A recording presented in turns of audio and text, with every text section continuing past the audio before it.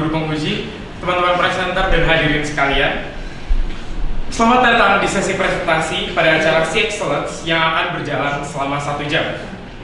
Izinkan saya Mikael Gunawan menjadi moderator pada sesi kali ini, dan teman saya Dita Basabirendra selaku notulis untuk mengatur jalannya presentasi pada siang hari ini. Presentasi hari ini akan disajikan oleh kelompok Research Paper kelompok 38 dengan judul Pengaruh Nilai Core Science terhadap Diskresi Siswa Kelas 12 Scholastic Canisius tahun ajaran 2023-2024 dalam menghadapi Pilpres 2024.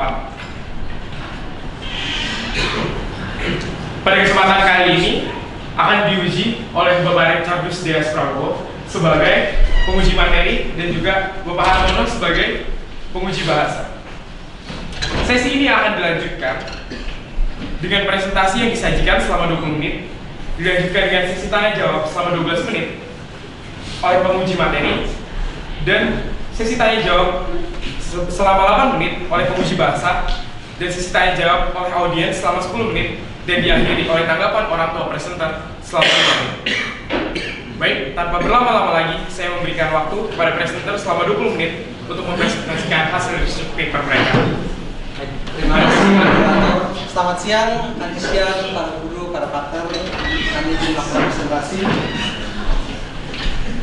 Barack Obama pernah mengatakan bahwa tidak ada hasil suara yang tidak berguna dalam pemilu. Tapi pertanyaannya, apakah rakyat sudah bisa memilih presiden atau wakil rakyat yang bisa disebut layak untuk menjadi berguna? Maka dari itu, RP 38 akan mempersembahkan mahakarya dari kami yang berjudul Pengaruh Nilai Conscience terhadap Diskresi Siswa Kelas 12 Scholastic Canisius tahun ajaran 2023-2024 dalam menghadapi pemilihan presiden 2024. Kita lanjut. Our lovely team, our lovely friend, our lovely group friend. Nama saya Mario. Kenalkan, kemudian ada Arel, kemudian Ezio. Lanjut ya. Kita langsung maksud ke grup bimbing. Ini adalah mentor-mentor yang sangat berjasa dalam proses penelitian kami. Ada Ibu Jasmine selaku guru bahasa dan Ibu Vina selaku guru materi. Mari kita lanjut ke daftar isi. Oke, ini cukup banyak, tapi kami akan lebih mempersingkat dan menyimpulkan secara sederhana supaya nanti sesi tanya jawab bisa dimaksimalkan untuk memperdalam apa yang sudah kami teliti. Ada pendahuluan, landasan teori, metode penelitian, hasil, kesimpulan, dan saran. Untuk pendahuluan, saya serahkan kepada Mauli. Selamat pagi, selamat sore saya ucapkan kepada teman-teman aktor, Bapak Ibu Guru, moderator dan notulen. Saya akan memulai di sesi pertama ini terkait dengan pendahuluan pada penelitian kami. Pertama, tentu dalam penelitian itu akan ada latar belakangnya. Kenapa kita membuat atau melaksanakan penelitian ini? Yang pertama, pada tahun 2024 akan ada pemilihan umum yang terdiri atas pemilihan presiden dan juga pemilihan anggota parlemen, bahkan ini legislatif. Dan juga kita melihat bahwa keberhasilan pemilihan umum itu ditentukan oleh pertama partisipasi. Siapa yang memilih, dan tentu kita akan melihat apakah mereka paham atau mereka memahami apa atau siapa orang yang akan dipilih. Lalu adanya pemahaman sejak ini melalui lembaga sekolah, sebagaimana kita ketahui bahwa Scholastic Canisius sebagai salah satu lembaga sekolah Katolik juga mengedepankan cara-cara berpikir yang berbeda daripada yang lain. Salah satunya dengan nilai 4C1L. Sebagaimana kita ketahui, salah satu nilai yang terkandung dalam 4C1L yaitu conscience, mengajak para siswa, para guru, dan seluruh keluarga besar Scholastic Canisius untuk bisa berpikir secara matang. Dan salah satu hal yang muncul daripada nilai conscience adalah diskresi, discernment.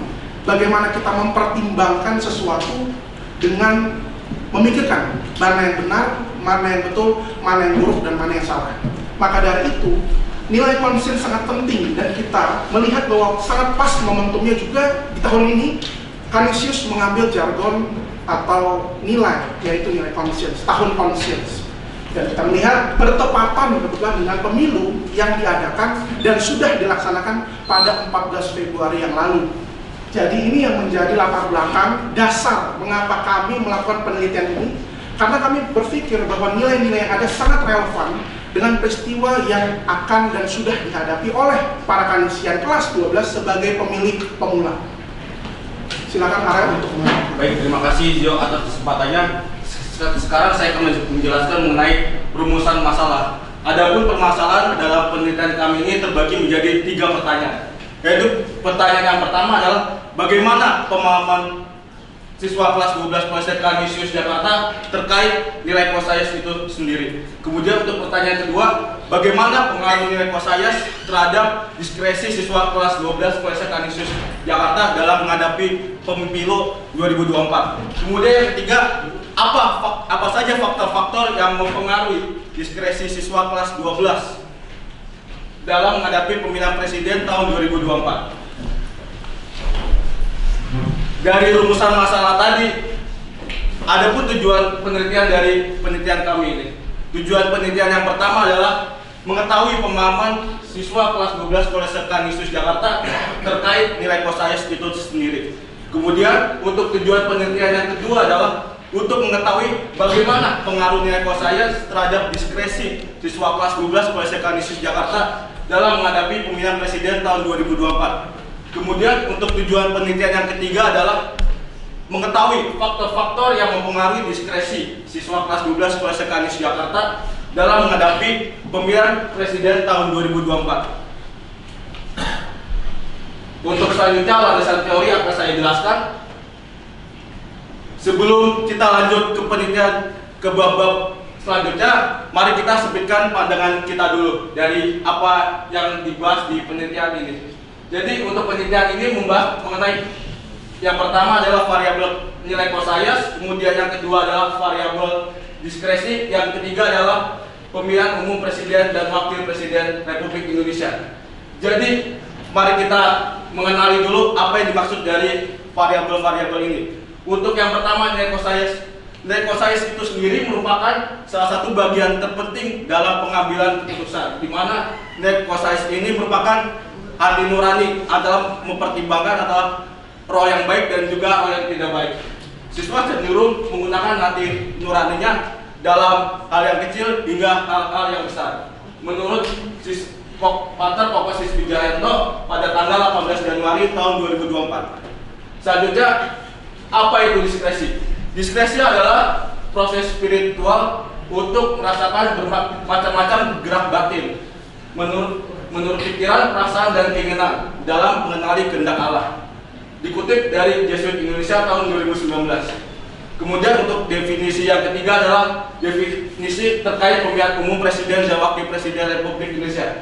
Saya akan kutip dari Undang-Undang Dasar Nomor 42 Tahun 2008 Pasal 1 Ayat 1, di mana pada Undang-Undang Dasar ini dijelaskan bagaimana memilih presiden dan wakil presiden Indonesia berdasarkan landasan negara Indonesia yaitu UUD 1945 dan ideologi negara Indonesia yaitu berdasarkan dengan Pancasila itu sendiri. Untuk hipotesis dari penelitian kami, untuk hipotesis kerja dari penelitian kami adalah nilai Kosayas berpengaruh terhadap diskresi kanisian kelas 12 tahun ajaran 2023-2024 dalam menghadapi Pilpres 2024. Kemudian untuk hipotesis nolnya adalah nilai Kosayas tidak berpengaruh terhadap diskresi kanisian kelas 12 tahun ajaran 2023 sampai 2024 dalam menghadapi Pilpres tahun 2024. Untuk metodologi penelitian akan dijelaskan oleh Mario. Terima kasih.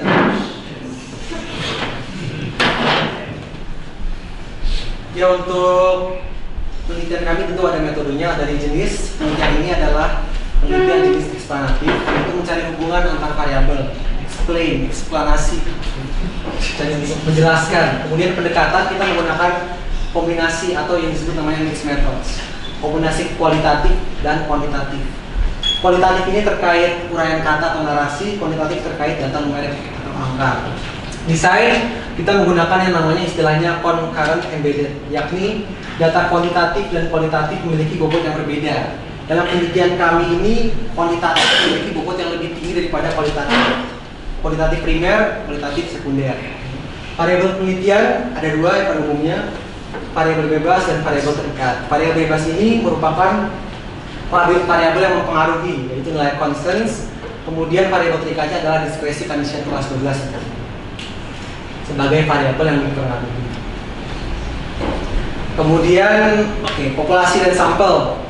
Di sini karena kita menggunakan dua pendekatan yang berbeda, maka kita juga menggunakan dua tipe populasi dan sampel yang berbeda. Untuk populasi kuantitatif kita menggunakan seluruh Canisian kelas 12, tepatnya tahun ajaran 2024-2025, totalnya 266 siswa. Sampelnya ada 135 orang. Di sini kita menggunakan namanya tabel Isaac dan Michael dengan batas kesalahan 10%. Teknik samplingnya convenience sampling. Kemudian kualitatif, di sini kita menggunakan tokoh politik dan paralelisme. Kemudian untuk pengumpulan dan analisis data, pengumpulan kita menggunakan angket untuk data kuantitatifnya sebagai data primer. Kita menggunakan sarana Qualtrics sebagai sarana kuesioner. Nanti ini akan disebarkan ke Canisian kelas 12. Kemudian untuk pengumpulan datanya untuk pengumpulan data kualitatif kita menggunakan wawancara bersama dengan tokoh politik dan paralelisme. Kemudian analisis untuk data kuantitatif kita mengolahnya menggunakan Qualtrics, kemudian disajikan dengan tabel distribusi frekuensi kita atau DDF. Kemudian untuk kualitatif sendiri kita menggunakan transkrip wawancara, nanti dijelaskan dalam bentuk uraian dan kutipan. Sekian untuk metodologi. Kemudian ini ada hasil dari pembahasan kuantitatif ya. Oke, untuk pemahaman Canisian terhadap nilai konsensus ini, karena ini adalah rumusan masalah pertama, kita menggunakan Qualtrics. Di sini kita melihat dari pemahaman Canisian kelas 12. Ada sekitar 96% orang yang telah mengetahui apa yang dimaksud dengan nilai konsensus. Tapi ada 4% yang masih kurang atau tidak tahu tentang nilai konsensus. Dengan demikian kita menemukan bahwa mayoritas orang telah mengetahui apa yang dimaksud dengan nilai konsensus. Kemudian besar pengaruh nilai konsensus terhadap diskresi. Di sini kita telah memberi pilihan, ini tidak sekedar pilihan abstrak, sudah memilih pilihan fix atau mutlak. Kemudian di sini ada beberapa opsi. Kemudian yang paling besar di sini adalah hati nurani.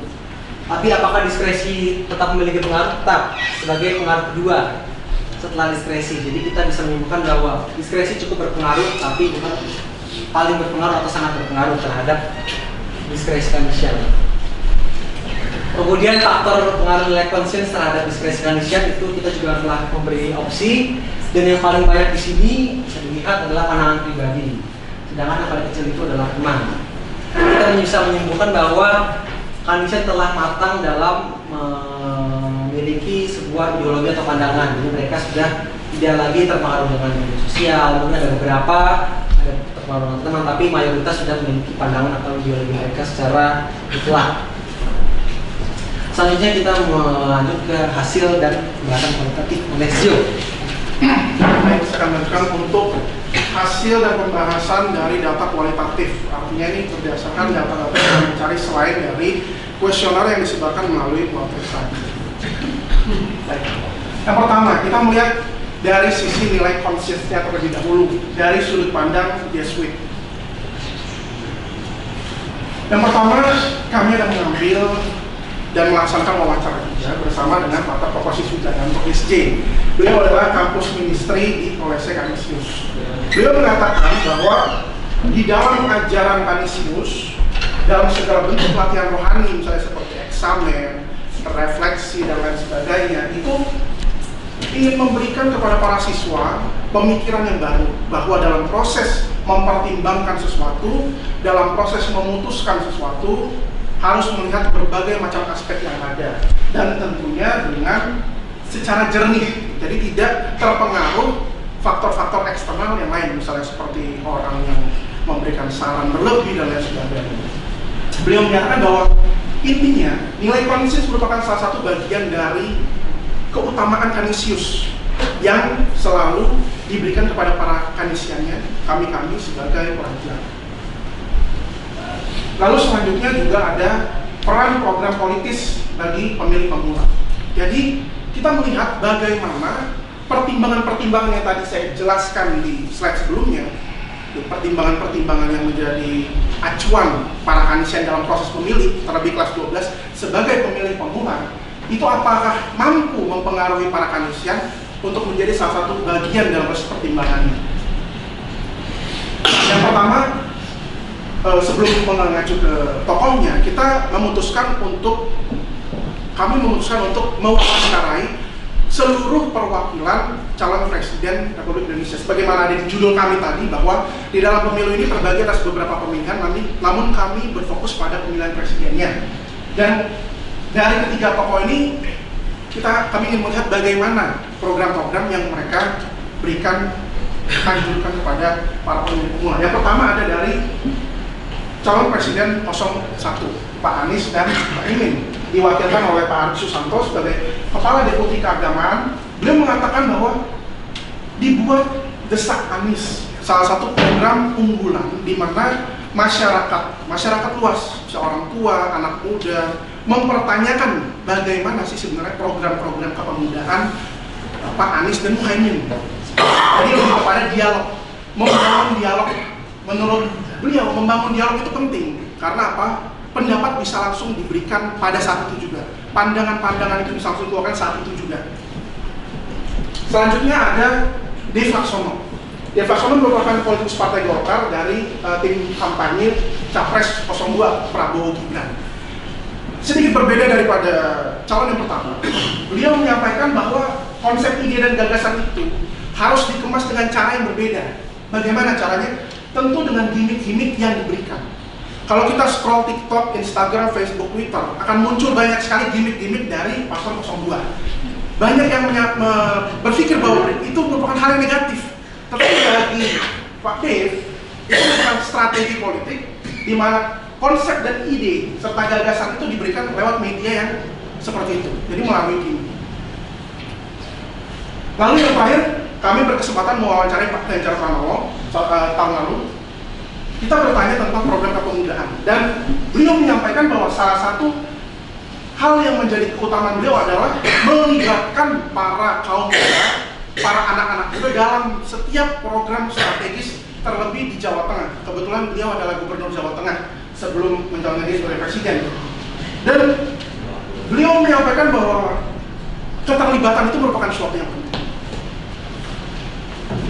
Kesimpulan besar. Terima kasih Zio atas kesempatannya. Nah, saya akan menjelaskan mengenai kesimpulan dari penelitian kami ini. Untuk kesimpulan dari penelitian kami ini adalah, yang pertama adalah pemahaman Kanisian kelas 12 terkait nilai kuasa sudah mencapai angka 96%, di mana Kanisian sudah dapat memahami nilai kuasa secara menyeluruh atau semuanya sudah dapat memahami nilai kuasa itu sendiri. Kemudian yang kedua adalah nilai kuasa memiliki cukup pengaruh terhadap diskresi Kanisian kelas 12. Kemudian untuk kesimpulan yang ketiga adalah faktor terbesar yang mempengaruhi diskresi Kanisian kelas 12 dalam menghadapi Pilpres 2024 adalah pandangan pribadi, sedangkan yang terkecil adalah teman.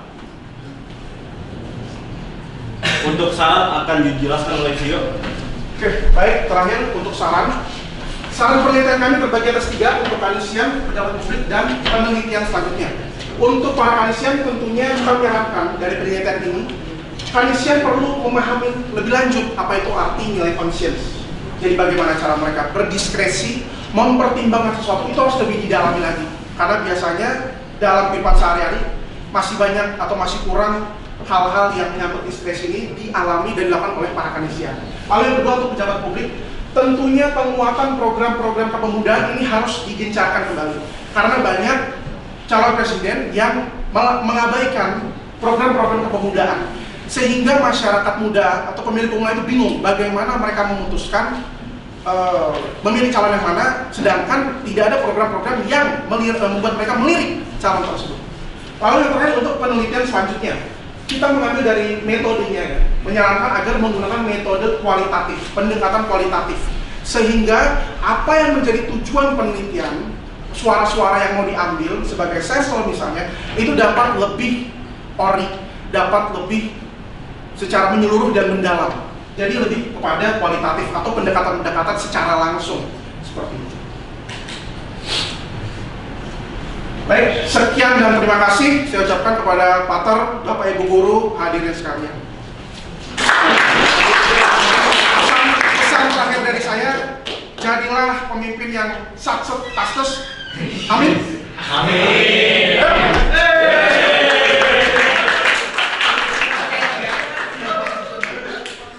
Dan ini ucapan terima kasih boleh dibaca dari pembimbing, narasumber, pembimbing komplementer, dan para orang tua yang tentunya mensupport dengan segala cara. Terima kasih banyak.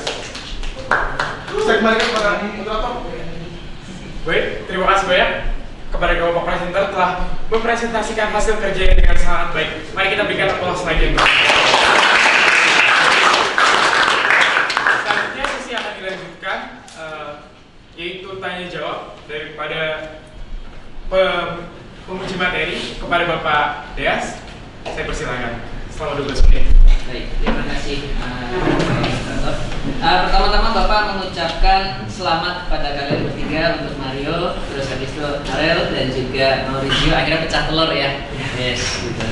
Nah, tetapi tidak ada gading yang tidak retak. Ya, Bapak mau bertanya dari yang awal dulu. Coba kembali lagi ke bagian teori. Baik. Landasan teori. Nah, hal yang perlu diperhatikan dalam proses penelitian itu adalah bahwa yang namanya penelitian itu pasti punya teori, dan teori ini dipakai untuk apa? Untuk membedah sumber dan data yang sudah kalian miliki, lalu sambil melihat juga situasi kondisi yang ingin kalian teliti itu apa, sehingga kalian bisa dapat kesimpulan. Bapak masih belum menemukan teori yang kalian pakai itu apa. Karena apa? 3 hal ini itu kalian baru menuliskan definisi dari nilai conscience apa, definisi dari diskresi apa, dan definisi dari pemilihan umum itu apa. Kalian belum menuliskan landasan teori yang mau dipakai.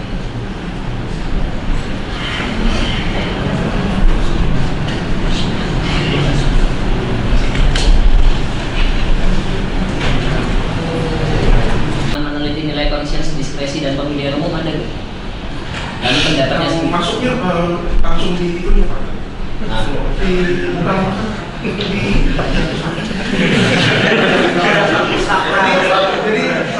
tidak ditentukan secara khusus, tapi menjadi bagian kami menjalankan penelitian itu.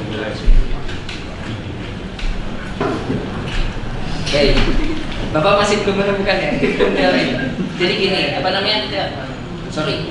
Kalau misalnya ditanya teori itu seperti apa, gampangannya itu adalah bagaimana kamu mau mencari permasalahan ya. Nah, kamu kan sudah punya permasalahan yang kamu teliti itu adalah tentang penggunaan conscience dari anak-anak Kanisius kelas 12 ya kan, saat mereka mau menghadapi pemilu. Nah, berarti yang diperlukan apa? Yang paling gampang itu adalah kalian baca teori etika politik gitu. Itu kan para Yesus di sini kan terlebih Romo Yesus kan juga banyak membahas itu kan. Kenapa kalian nggak pakai itu? Karena dari situ setelah kalian tahu etika politik seperti apa dan bagaimana politik itu menggunakan etika dalam pemilihannya, dalam apa namanya, dalam prosesnya, kerjanya dan sebagainya, maka kalian baru masuk ke dalam diskresinya seperti apa, conscience-nya seperti apa, dan bagaimana mereka dua variabel itu berhadapan dengan pemilu. Itu jadi koreksi ya, nah ya, Bapak nggak menyalahkan kalian, Bapak cuma minta ini jadi perhatian. Oke. Tolong dicatat, masih banyak. Oke. Yang kedua, yang Bapak mau tanya, ini kalian bilang di bagian rumusan masalah nomor 2, bagaimana pengaruh nilai conscience terhadap siswa kelas 12 Kolese Kanisius tahun ajaran 2023-2024 dalam menghadapi pemilihan presiden hari 2024. Bapak masih belum menemukan. Ini kamu mau meneliti kelas 12-nya sebagai pemilih muda atau sebagai pengamat? Pemilih pemula. Sebagai pemilih pemula. Pemilih pemula ya. Oke. Kalau misalnya sebagai pemilih pemula, kenapa di dalam angket itu kok kalian nggak nggak mencantumkan kira-kira dari 3 calon itu yang sekiranya akan dipilih yang mana calonnya? Lalu juga mengapa yang dipilih itu? Apa pertimbangan dari nilai conscious dan diskresinya?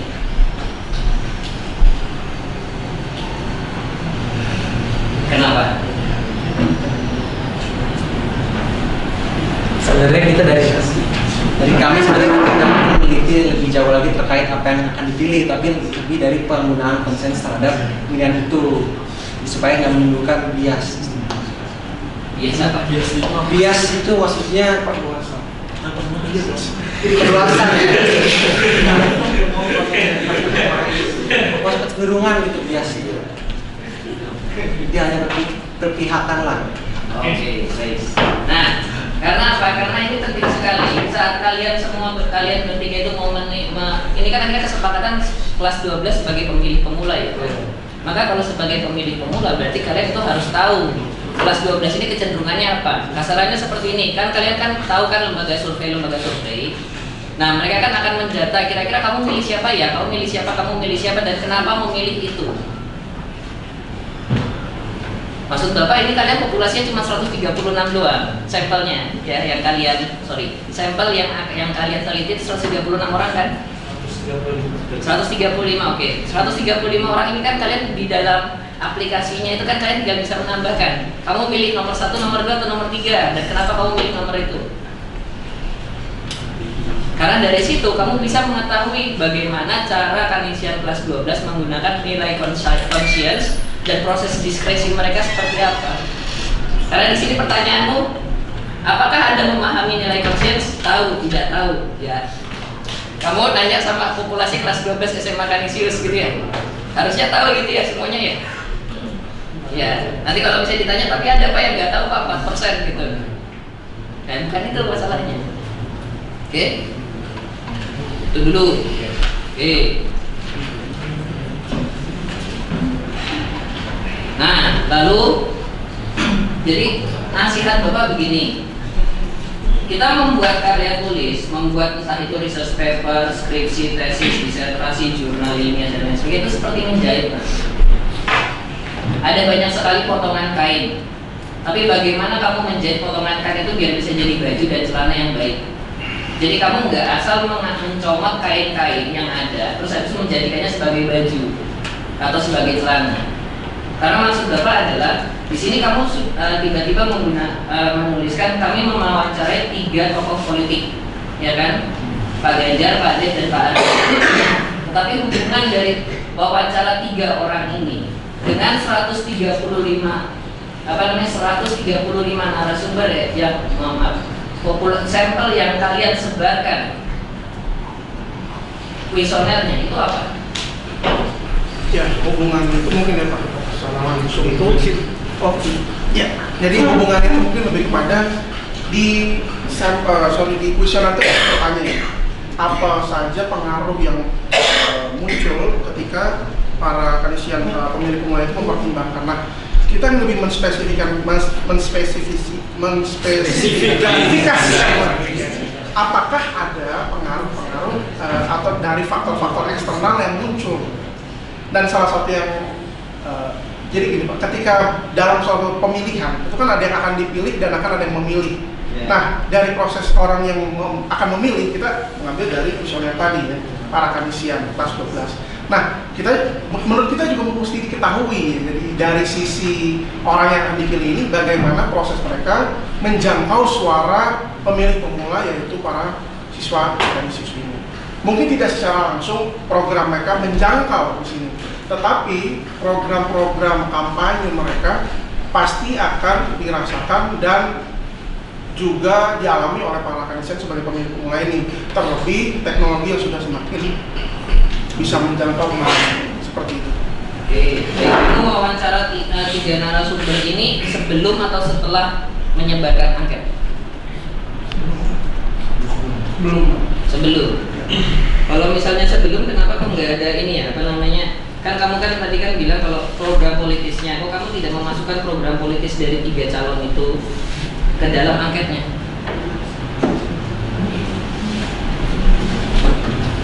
Izin mengingatkan waktu tersisa 2 menit. Oh iya.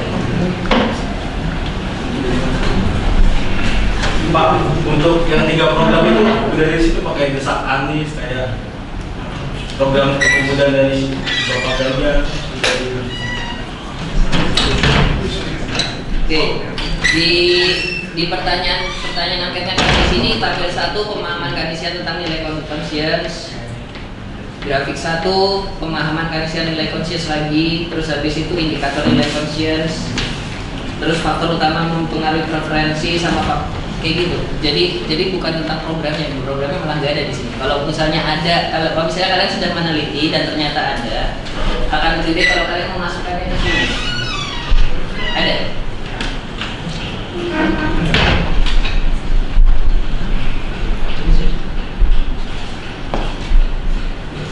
Ya, coba lihat.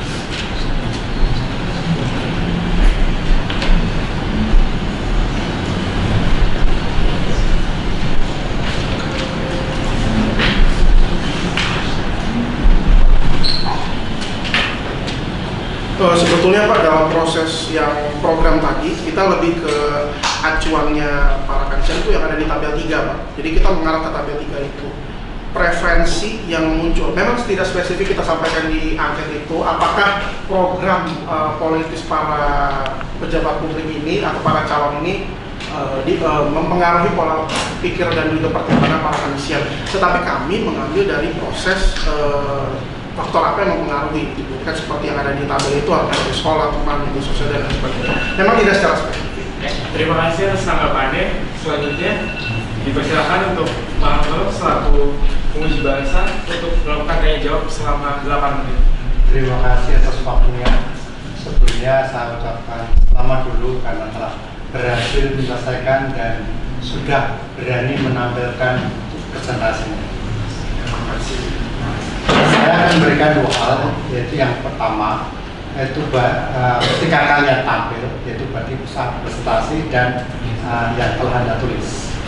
Kalau yang telah ditulis berarti itu tujuan utamanya adalah supaya menulis dengan menggunakan bahasa Indonesia dengan benar sesuai kaidah yang ada. Itu nanti dasar tadi.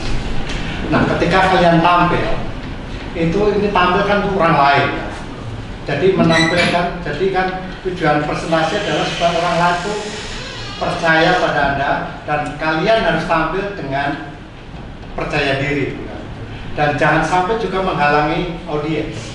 Nah, tadi ketika Anda tampil, apakah sudah seperti itu? Masih ada ketika kalian tampil menutupi layar, ditutupi badan Anda, dan kalian masih banyak, tidak semua, memandangnya ke layar terus, tidak ke audiens. Nah, kalau begini, bagaimana audiens? Audiens kan tidak dianggap. Maka kalau presentasi, tampillah untuk audiens dan penuh dengan percaya diri. Dengan syaratnya adalah kuasai sungguh materinya, sehingga kalian tidak perlu membaca, apalagi nanti bagian kesimpulan itu kan kesimpulan kalian. Harusnya di luar kepala, hafal betul, langsung kesimpulan, langsung kepada audiens. Tidak perlu membaca. Kalau membaca ini sudah memisahkan diri atau tidak tahu atau cuma membacakan orang lain.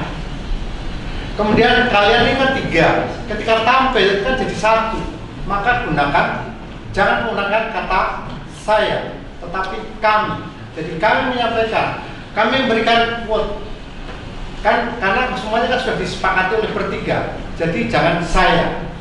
Jadi ini lebur jadi satu tim peneliti menjadi kami. Itu untuk tambahan. Tadi ada juga ketika tampil di sini menyebut Romo Alek, Pater Alek, langsung Pater Alek apa tadi? Pater Alek, Paternya Koko, kemudian CN sebagai CN, bener nggak? Kampus ministry. Bener nggak itu sebagai kampus ministry? Direktur.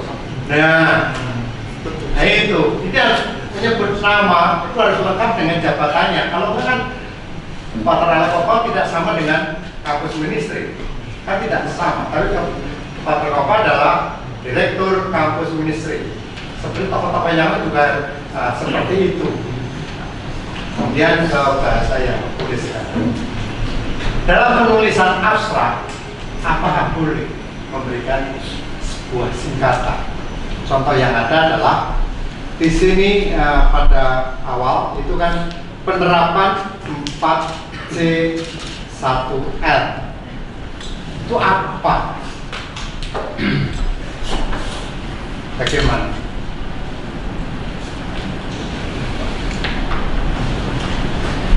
Dan juga satu lagi di sini pilpres, sisi lain pilihan presiden. Bagaimana? Bolehkah menggunakan singkatan dan tidak tahu sebelumnya? Sebelumnya mohon maaf tentang singkatan karena kami tidak melihat di buku pedoman yang boleh ada singkatan, dan kami juga memiliki lebih jauh tentang penggunaan singkatan dalam abstrak. Tapi sebenarnya untuk singkatan kami sudah sadar bahwa ada singkatan itu, tapi sebenarnya kita abaikan supaya nanti pembaca bisa menjadi lebih jauh. 4C1L ini apa ya? Nanti membaca pendahuluan dan sampai akhir.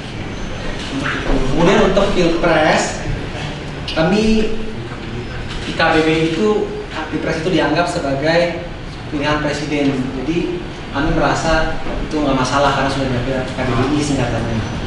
Kalau mau menggunakan pilpres boleh, tapi konsisten ke bawah itu pilpres terus. Jangan di awal pilpres, kemudian pilihan presiden. Bahkan ketika kalian tampil depan juga tidak pernah mengingat pilpres di PPT kalian. Dan tidak bisa memberikan singkatan 4CL tanpa memberi ini kan harus dijelaskan singkatan itu apa. Kemudian berikutnya adalah pada halaman 3 perilaku seperti pemahaman pesan politik pergaulan dengan pertanyaan saya adalah perilaku seperti buat apa? Apakah berikutnya inilah contoh dari perilaku?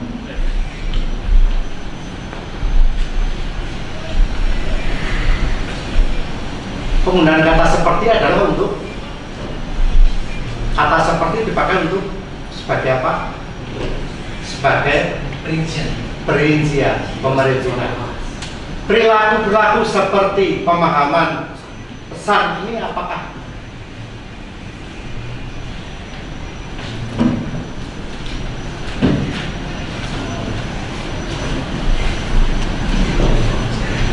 Kemudian sebenarnya kami lebih menjelaskan tentang perilaku itu mempengaruhi. Jadi mulai dari kata seperti sampai nilai-nilai agama itu sebenarnya untuk kata keterangan tambahan.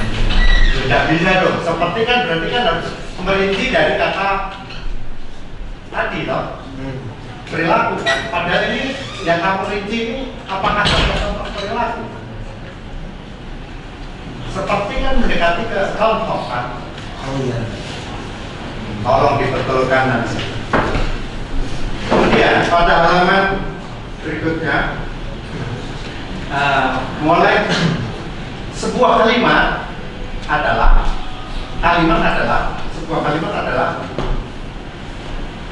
diawali dengan apa dan diakhiri dengan apa, isinya apa. Sebuah kalimat harus terdiri dari subjek dan predikat dan diakhiri dengan tanda titik.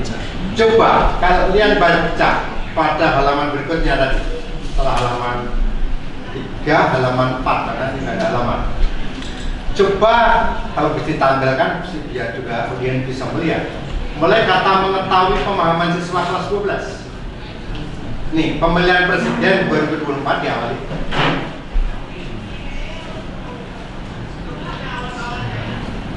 Dia halaman 4 langsung lanjut.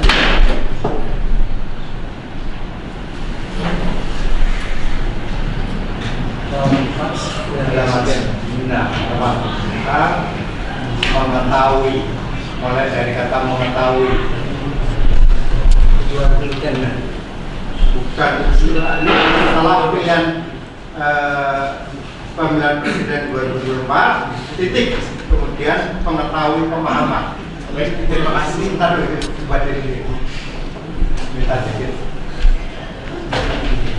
Oh, sudah berubah di sini kan tidak ada. Saya terimanya ini. Karena ini bukan sebuah kalimat. Karena dari mengetahui pemahaman dan diakhiri dengan pilihan presiden itu bukan kalimat. Dan di belakangnya juga ada lagi. Ini seperti itu. Nah, yang terakhir, tadi kalau kalian menggunakan para Yesuit, kenapa hanya satu? Para Yesuit berarti lebih dari satu, tapi kalian cuma satu, paterkom. Baik, terima kasih kepada para penguji telah menyampaikan tanggapannya. Untuk sesi berikutnya diberikan waktu kepada para audiens untuk bertanya dan menanggapi. Kepada para audiens saya persilahkan. Silakan Pak Terangga. Langsung Pak Rangga. Ya, terima kasih, selamat ya Mario, Ya. Tio, atas penelitian yang sudah dibuat dan presentasi yang diberikan. Ini tema yang menarik, tapi saya ada beberapa catatan yang sebenarnya sudah sempat muncul oleh Pak Dias juga. Memang catatan yang pertama ini adalah soal penggunaan teori atau absennya teori dalam penelitian kalian ya. Kita ini kan membuat penelitian karena kita ingin berkontribusi terhadap produksi pengetahuan, dan itu kita lakukan dengan teori-teori yang sudah ada. Apa yang teman-teman buat ini kalau dalam literatur ilmu politik ini kan sebenarnya masuk dalam psikologi politik, khususnya perilaku politik. Maka saya kira akan jauh lebih punya dampak yang lebih luas pada audiens kalau ini dibahasakan sebagai peran lembaga pendidikan dalam pembentukan preferensi politik pemula. Kalau dibahasakan seperti itu, lalu apa yang kalian teliti di sini bisa lebih mempunyai validitas eksternal, bisa berlaku pada lembaga-lembaga pendidikan lainnya, gitu kan? Dan karena tidak ada teori itu juga, lalu desain penelitiannya agak dipertanyakan, gitu ya, agak problematis. Karena metode kuantitatif yang kalian pakai secara metodologis itu kan fungsinya adalah untuk menguji hipotesis. Artinya harusnya ada teori, berdasarkan teori kalian mau menguji hipotesis ini. Conscience ini kan sebuah variabel yang mau kalian uji lewat survei, gitu ya. Jadi tadi itu kan sebenarnya kedua hipotesis yang kalian tampilkan itu ya hipotesis yang turun dari langit, gitu ya. Bukan berdasarkan itu, mungkin kalian dapat wahyu pribadi ketika meditasi, saya nggak tahu gitu. Tapi kan harusnya itu didasarkan pada suatu engagement dengan teori yang ada. Karena saya yakin pasti ada orang yang sudah pernah membuat penelitian mengenai peran lembaga pendidikan terhadap pembentukan preferensi politik. Dan juga ini poin yang sudah diangkat juga ini poin yang ketiga. Desain penelitian kalian itu tadi ketika ditampilkan itu memang dijelaskan apa metode yang kalian pakai, tetapi belum dijelaskan mengapa metode ini yang paling optimal untuk menjawab pertanyaan penelitian kalian. Karena kan ada banyak metode penelitian, tapi kenapa ini yang paling optimal? Apa methodological trade-off-nya, gitu kan? Dan ya saya memang sendiri bertanya-tanya apa peranan wawancara dengan politikus ini bagi tujuan penelitian kalian ya. Itu ornamen yang menarik, tapi saya nggak melihat ya hubungannya dengan tujuan penelitian kalian. Dan yang terakhir ini soal hasil ya. Hasilnya itu kan memang menunjukkan ada korelasi yang kuat antara nilai conscience terhadap preferensi politik, tetapi ini tidak ada triangulasinya gitu ya. Dan sampelnya ini sampel homogen yang semua dapat variabel treatment conscience ini, sehingga tidak bisa dibuat perbandingan kan? Karena conscience ini kan sebuah variabel treatment. Apa kalau memang semua terkena variabel itu ya kemungkinan besar semua kondisian akan menjawab seperti yang diharapkan. Gitu ya. Maka mungkin sebenarnya perlu komparasi dengan kelompok lain untuk bisa sungguh-sungguh menguji efektivitas variabel ini. Tapi yang nggak tahu ya masalah. Tapi maksudnya sebagai peneliti kan kalian melihat kalau nilai conscience itu mempengaruhi diskresi, tetapi seberapa besar nilai conscience-nya yang kita nggak tahu nih, karena dari Anda cuma memaparkan oh saya paham dan tidak paham. Boleh minta penjelasan?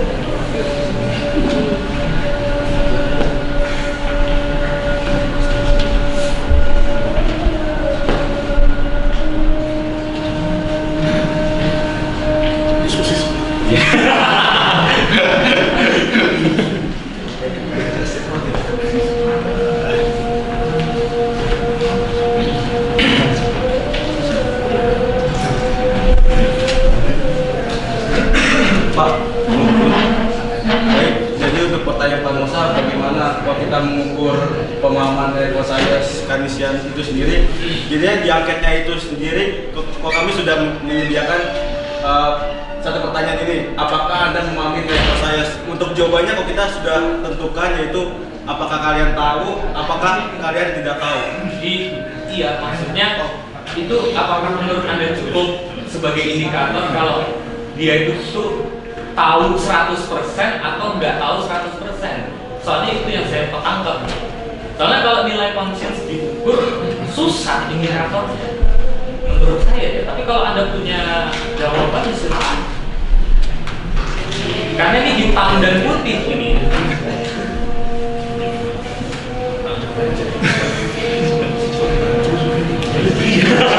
Ya, jadi Pak, ini kan tentang pertanyaan yang itu kan apakah Anda memahami nilai konsep? Mungkin itu terlihat hitam dan putih mobil yang ini atau yang ini. Tapi sebetulnya kami mendasarkan pertanyaan ini hanya untuk pertanyaan introduksi. Jadi pertanyaan mendasar, apakah tahu atau tidak dulu sebelum akan lanjut pada aspek-aspek yang kita tanyakan berikutnya.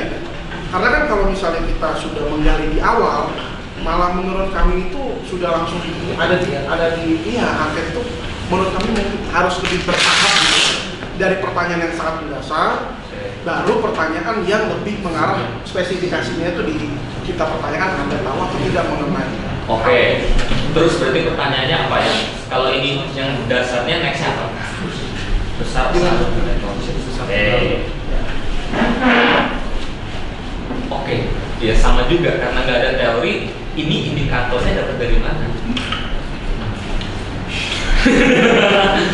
Kok Anda bisa taruh hati nurani, pembedaan roh, kejujuran, diskresi lainnya itu tuh sebagai indikator penilaian Anda terhadap nilai conscience gitu. Siapa tahu ternyata ada yang lain. Apalagi saya kan awam nih, saya kan yang nggak tahu yang beginian, tahu dibodohi sama kalian kan ragu. Iya. Gitu ya, hati-hati di sini. Oke, gitu aja. Oke, selanjutnya pertanyaan terakhir. Ya, silakan. Baterai. Oke, sesuai materi. Oke, terima kasih. Saya tadi mendengar kamu memilih atau saya mendengar dan melihat tempat saya. Akses luar biasa. Saya berpikir begini, ketika kamu memilih ini, saya sudah punya asumsi ya. Kamu tahu apa itu konsep Townsend semua? Townsend itu mungkin sekali. Kurang-kurangnya polisi ada kalau kamu mendengar ini, polisi ada ini untuk menyelamatkan jiwa. Dengan adanya Townsend, kamu bisa masuk surga. Ya, sadar itu aja mungkin dikritik oleh gua tadi Romangga dan semuanya kritik, tapi saya tenang kenapa? Dan kamu mengetahui melaksanakan dengan benar masuk surga itu. Betul sekali. Nah itu tujuan yang jiwamu sudah terselamat. Nah, itu pengetahuan nomor 2 nantinya. Nah pengetahuan. Yang kedua, pertanyaan saya gini. Untuk mencapai pengetahuan ini semua, saya dengar tadi Pak Dias, khususnya ya, para pembimbing ini kencang sekali mengkritik kamu. Sekarang saya ingin bertanya pada kamu, kira-kira ketika Anda ini kan jangan sampai seperti anak ayam kehilangan pembimbing. Ya, pembimbing. Nah, ketika Anda dibimbing apa sebetulnya yang terjadi sehingga jalan pikiranmu yang tadi dikritik semua itu terjadi. Apa yang pengalihan saya begini, ketika Anda sudah tampil di sini itu Anda sudah sungguh-sungguh dibimbing kan. Nah, ketika ini semua tidak ada, saya bertanya, ini pembimbingnya yang salah apa Anda yang salah? Baik, Silakan menjawab. saya coba jawab dulu, Pak. Terima kasih. Jadi begini Pak, secara mendasar kan RP ini kan kita orangnya berbeda-beda Pak. Kita bertiga berbeda, penguji dan pembimbingnya juga berbeda. Jadi kita dibimbing oleh dua pribadi yang mungkin mengatakan bahwa seharusnya seperti ini gitu. Misalnya teori yang dibutuhkan itu misalnya dari para Yesuit dan juga dari sisi faktor yang lain. Tetapi kita kan tahu bahwa mereka semua orang yang berkompeten, lalu juga bapak-bapak ini orang yang berkompeten juga. Tapi mungkin memiliki latar belakang dan dasar yang berbeda gitu. Sehingga menurut saya memang dasarnya cukup sulit untuk kita mempersatukan jalan pikiran kita di satu atap yang sama gitu.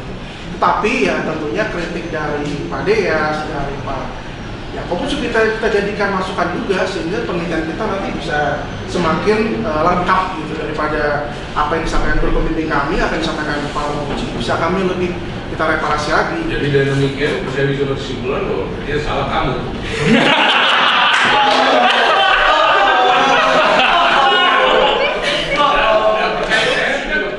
Dalam 3 orang ini mestinya ada, saya nggak tahu, satu pembimbing atau satu pembimbing kan? Satu pembimbing kan? Nah, berarti pembimbing ini yang sesat atau kamu yang sesat gitu? Saya nggak tahu. Yang berbeda-beda Pak. Itu maksudnya berbeda-beda di mana?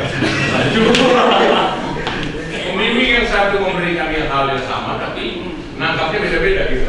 Jadi ketika kita membuat ini kan pembimbingnya mengarahkan pada kami. Tentu kami juga mengolah apa yang diberikan oleh pembimbing. Tapi ketika kita berhadapan dengan pribadi yang berbeda, dengan standar yang berbeda juga, kalau menurut saya tidak ada yang salah, tidak ada yang benar, tapi itulah fakta kita. Pertanyaan saya ini, apakah kritik-kritik tadi yang disampaikan tadi sudah ada di dalam proses, sehingga ketika kamu tidak melaksanakan itu kelalaian dari pihak, sementara dalam arahan bimbingan tadi itu sebetulnya sudah diberikan semua. Kita itu termasuk tadi yang Romo Angga atau itu Bapak Nosa sampaikan tadi itu kan mestinya asumsi saya sudah disampaikan para Saya begini Pak, dasar yang dari tadi kita dipermasalahkan adalah teori kan ya Pak. Di dalam presentasi kami menyajikan teori yang definisi-definisi tadi. Nah itu yang kami jadikan sebagai sebuah landasan kami dalam proses berpikir ke depannya. Jadi teori yang kami taruh ya nilai konsil seperti itu, nilai diskresi, pemilihan umum dan sebagainya. Oke, tidak apa-apa. Bagi saya, nah itu kan kita hanya sambung. Yang paling penting bagi saya tadi kan sudah aman. Betul. Apalagi kalau salah satu dari kamu masuk Islam.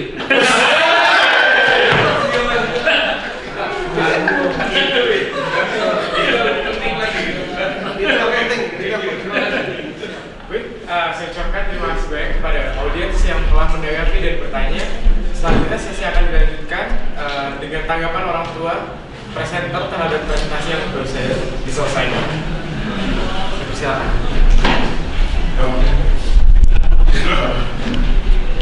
Saya orang tua Mauricio. Saya surprise ya di presentasi bagus, apalagi ternyata sempat wawancara lebih politik. Saya surprise. Untuk ukuran kalian masih di SMA, saya surprise. Nah, luar biasa, surprise. Terima kasih banyak.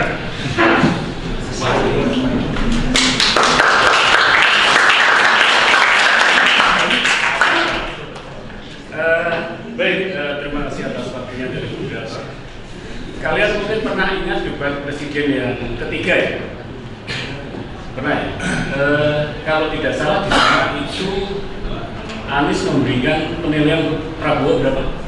11 dari 100 ya. Mungkin itu terjadi hari ini. Mungkin terjadi hari ini. Tetapi yang terjadi apa setelah Pilpres? Prabowo yang menang. Prabowo yang menang, ya, gitu ya. Kalian punya waktu 1 minggu untuk menjawab apa yang terjadi seperti yang terjadi pada Prabowo. Sampai sekarang Prabowo masih menang. Artinya apa?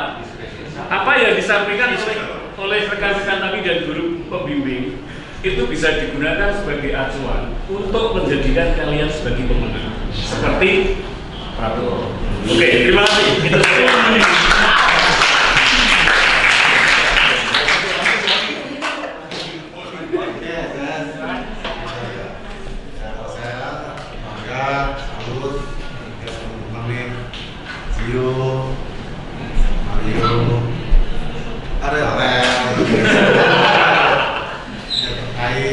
penelitiannya, tapi memang tadi masukannya luar biasa, mesti lebih dalam lagi, apalagi politik seperti ini gitu.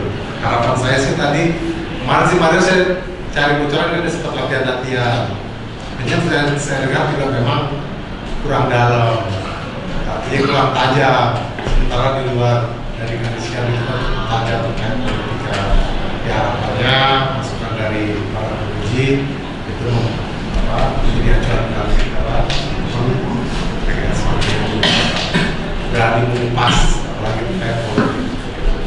Terima kasih.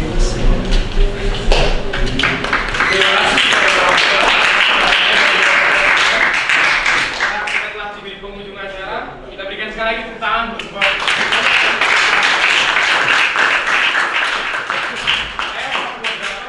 terima kasih kepada para hadirin sekalian, para penguji yang telah menyempatkan waktunya untuk datang pada sesi presentasi kali ini.